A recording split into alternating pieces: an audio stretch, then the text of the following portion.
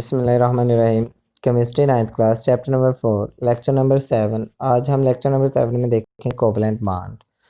तो covalent bond से पहले पता होना चाहिए थोड़ा सा हम अपना जो प्रीवियस नॉलेज है उसे रिकॉल कर लेते हैं। जैसे हमारे पास देखिए ये एक हाइड्रोजन था और इसके और साथ एक और हाइड्रोजन ने बॉन्ड बनाया, तो इन दोनों के दरमियान दो इलेक्ट्रॉन्स इन्वॉल्व हैं। एक इस हाइड्रोजन ने डोनेट किया और एक उसने। इसको हम कहते हैं बॉन्ड पेयर। तो ऐसा बॉन्ड जिसमें बॉन्ड पेयर के दो इलेक्ट्रॉन्स जो हैं वो दोनों इलेक्ट्रॉन्स जो दो एटम्स आपस में जुड़े हैं वो शेयर करें। एक एटम जो हाइड्रोजन का वो एक इलेक्ट्रॉन शेयर करे और दूसरा एटम दूसरा इलेक्ट्रॉन शेयर करके एक बॉन्ड पेयर बनाए, उसे हम कहते हैं कोवलेंट बॉन्ड। तो हम यहाँ पे कोवलेंट बॉन्ड की simple first of all definition करेंगे। देखिए कोवलेंट बॉन्ड क्या होता है। जब दो एटम्स आपस में अपने वैलेंस शेल के इलेक्ट्रॉन्स एक दूसरे के साथ शेयर करते हैं तो इनके दरमियान कोवलेंट बॉन्ड बनता है। तो वो अपने वैलेंस इलेक्ट्रॉन्स मुकम्मल करने के लिए, फॉर एग्जांपल हमारे पास एक हाइड्रोजन है। हाइड्रोजन के वैलेंस शेल में कितने इलेक्ट्रॉन्स होते हैं? एक होता है। और क्लोरीन है, क्लोरीन के वैलेंस शेल में 7 इलेक्ट्रॉन्स होते हैं। तो अब ये क्लोरीन जिसके वैलेंस शेल में कितने इलेक्ट्रॉन्स हैं? 7 इलेक्ट्रॉन्स हैं। तो ये क्या करेगी, इसको 8 पूरे करने के लिए एक चाहिए और हाइड्रोजन को 2 मुकम्मल करने के लिए भी एक चाहिए। तो ये दोनों एक एक शेयर कर लेंगे। ये अब जब ये शेयर करेंगे तो ये दोनों इलेक्ट्रॉन्स जो बॉन्ड पेयर के इलेक्ट्रॉन्स होंगे ये हाइड्रोजन के भी हैं और क्लोरीन के भी हैं। इस तरह दोनों के वैलेंस शेल कंप्लीट हो जाएंगे। तो इस तरह के बॉन्ड को हम कहते हैं covalent bond. A bond between two atoms in which both atoms both in which both atom दोनों एटम क्या शो करें? In which both atoms share electrons called covalent bond, उसे हम कोवलेंट बॉन्ड कहते हैं।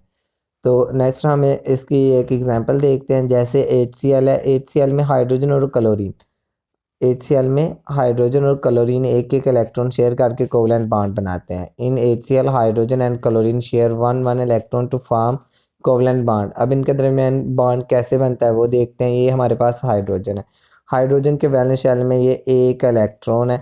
इसी तरह क्लोरीन है, क्लोरीन के वैलेंस शेल में ये 7 इलेक्ट्रॉन्स हैं, 2 2 4 और एक और इधर होगा, ये 6 और ये एक 7 इलेक्ट्रॉन हो गए। तो यहाँ पे ये एक दो आने थे, एक बना हुआ है तो एक और साथ बना लीजिएगा। तो अब इसको पूरे करने के लिए 8, इसके पास 7 इलेक्ट्रॉन, इसको 8 पूरे करने के लिए एक चाहिए और इसके पास 1 इलेक्ट्रॉन है। इसको अपना वैलेंस शेल कंप्लीट करने के लिए डुप्लेट कंप्लीट करने के लिए भी एक चाहिए। तो ये दोनों एक एक इलेक्ट्रॉन शेयर कर लेंगे और इस तरह ये शेयर करेंगे। अब ये 2 इलेक्ट्रॉन्स क्लोरीन के ये हैं 2, ये और ये 6 इलेक्ट्रॉन्स हो गए। अब और जो बॉन्ड बना है ये भी क्लोरीन के काउंट होंगे तो 8 पूरे हो गए। और ये जो बॉन्ड बना है ये एट अ टाइम हाइड्रोजन का भी है क्योंकि दोनों ने शेयर करके बनाया है, तो ये हाइड्रोजन का भी डुप्लीट कंप्लीट हो गया। इसे हम कहते हैं कोवलेंट बॉन्ड। तो यहाँ पे करेक्शन कर लीजिएगा, इसके इलेक्ट्रॉन्स कंप्लीट कर लीजिएगा। यहाँ पर भी 2 है, 2 और यहाँ पर भी 2 इलेक्ट्रॉन्स आएंगे। सॉरी।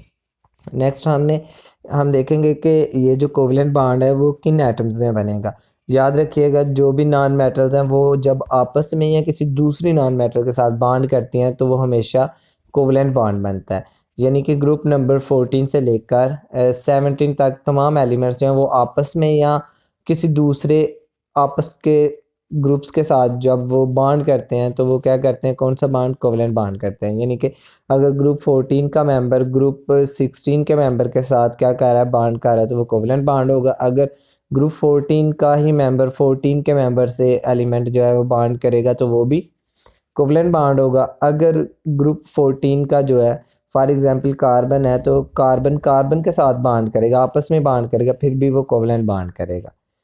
तो इंग्लिश में all non metals form covalent bond with same other atoms और विद अदर नॉन मेटल्स, कि अपने तरह के सेम एटम के साथ या किसी और दूसरे नॉन मेटल के साथ वो क्या करेगा? हमेशा कोवलेंट बॉन्ड करेगा।